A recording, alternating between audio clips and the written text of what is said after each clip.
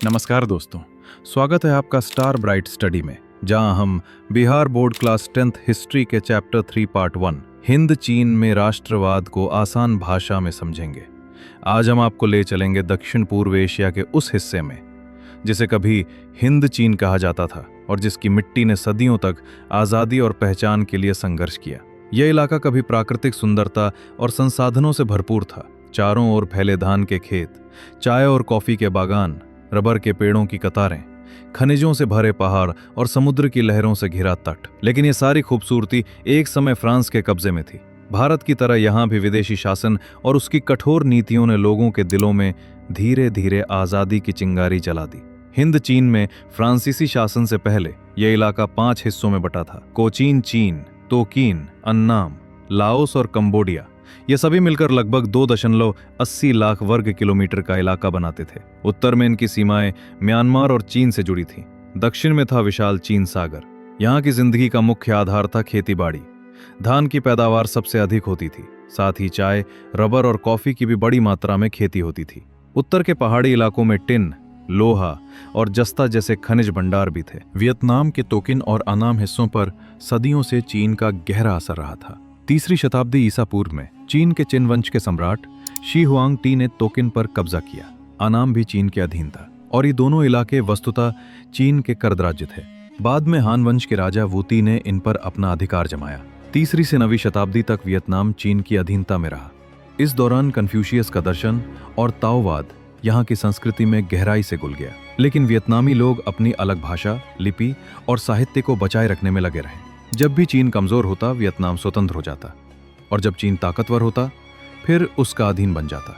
15वीं शताब्दी में मिंग वंश के सम्राट युंगली ने वियतनाम पर फिर कब्जा किया। 19वीं शताब्दी में मंचू राजवंश का आधिपत्य यहाँ स्थापित हुआ। वियतनाम के इतिहास की एक खासियत यही थी, चीनी ताकत कमजोर पड़ते ही वे स्वतंत्र हो जाते, लेकिन मजबूत होने पर चीन का अधीन होना पड़ता। वही लाओस और कंबोडिया में भारत का असर दिखाई देता था। अनाम या चंपा राज्य की स्थापना 2री शताब्दी में हुई थी, जिसका विख्यात राजा शिमार था। यहाँ से संस्कृत में लिखे कई अभिलेख मिले हैं। चंपा का चीन और कंबोडिया राज्य से लगातार संघर्ष होता रहता था, लेकिन कुबलई खान के आक्रमण और इस्लाम धर्म के प्रसार ने इस राज्य को खत्म कर दिया। चंपा में बौद्ध, शैव और वैष्णव धर्मों का विकास हुआ और यहाँ कई मंदिर, विहार, स्तूप और मूर्तियां बनाई गईं। चंपा के पश्चिम में कंबुज या कंबोडिया राज्य था, जिसकी स्थापना 4वीं शताब्दी में कंबु स्वयंभुव ने की थी। ये राज्य भारतीय सभ्यता संस्कृति का केंद्र था और 8वीं से 14वीं शताब्दी तक बहुत प्रभावशाली रहा। यहाँ भी वैष्णव और शैव धर्म का विकास हुआ। अंकोर इसका सांस्कृतिक केंद्र था। 12वीं शताब्दी में राजा सूर्यवर्मा द्वितीय ने यहाँ का प्रसिद्ध अंकोर वाट मंदिर बनवाया, एक विशाल और अद्भुत विष्णु मंदिर जो आज भी विश्व प्रसिद्ध है। 13वीं शताब्दी से ये राज्य पतन की ओर बढ़ने लगा। इतिहास का पहिया घूमता गया और अब यूरोपीय ताकतें इस क्षेत्र में दाखिल होने लगीं। 1498 में वास्को डी गामा के भारत पहुंचने के बाद पुर्तगाली व्यापारी हिंद चीन से भी व्यापारिक संपर्क बनाने लगे। 1510 में पुर्तगालियों ने मलक्का को केंद्र बनाकर हिंद चीन में व्यापार शुरू किया। उनके बाद 16वीं और 17वीं शताब्दी में स्पेनी, डच, अंग्रेज और फ्रांसीसी कंपनियां भी यहाँ आईं। बाकी सभी सिर्फ व्यापार में रुचि रखते थे, लेकिन फ्रांसीसी उपनिवेशवाद की योजना बना रहे थे। फ्रांसीसी व्यापारी और कैथोलिक पादरी बड़ी संख्या में हिंद चीन में बसने लगे।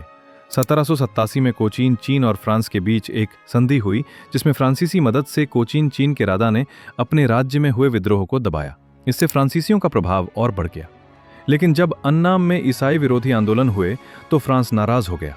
नेपोलियन तृतीय ने अन्नाम में 9 सैनिक बेड़ा भेजा और 1862 में उसे मजबूर करके 3 बंदरगाह अपने व्यापार के लिए खुलवाए।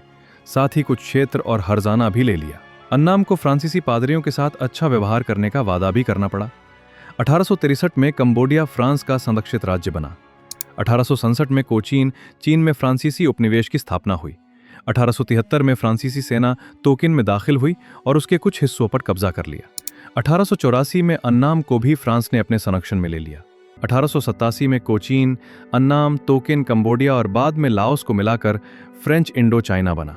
फ्रांसीसी शासन का मकसद था अपनी व्यवस्था थोपना और इस इलाके को अपने साम्राज्य का हिस्सा बनाना। कोचीन चीन पर प्रत्यक्ष शासन था, जबकि अन्य क्षेत्रों में पुराने राजवंशों को नाम मात्र का अधिकार देकर फ्रांसीसी अधिकारी नियंत्रण में रखते थे। वियतनाम में न्यूयेन राजवंश चलता रहा, लेकिन असली ताकत फ्रांस के पास थी। प्रथम विश्व युद्ध के बाद फ्रांस ने कुछ उदार नीतियां अपनाई। कोचीन चीन में निर्वाचित प्रतिनिधियों की सभा बनी, कुछ स्थानीय लोगों को सरकारी नौकरियों में लिया गया और राजवंशों ने अपने अपने राज्यों में कुछ सुधार किए। लेकिन ये बदलाव सिर्फ दिखावे के थे। जनता में असंतोष था, पर तब तक कोई बड़ा राष्ट्रवादी आंदोलन नहीं था, जब तक कि मंच पर नहीं आए हो ची मिन्ह। उनके नेतृत्व में वियतनाम में राष्ट्रवाद की लहर तेज हो गई। 1945 में वियतनाम ने फ्रांस से आज़ादी हासिल की और वियतनाम लोकतांत्रिक गणराज्य बना। लेकिन देश दो हिस्सों में बंट गया। उत्तर में हो ची मिन्ह की साम्यवादी सरकार और दक्षिण में बाओदाई की निरंकुश सरकार। जल्द ही गृह युद्ध छिड़ गया।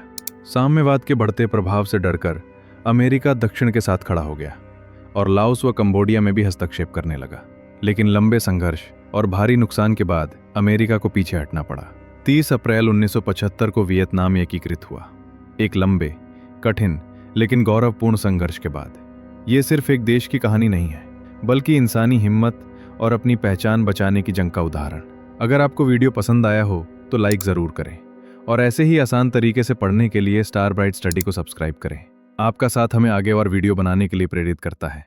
धन्यवाद। मिलते हैं अगले वीडियो में।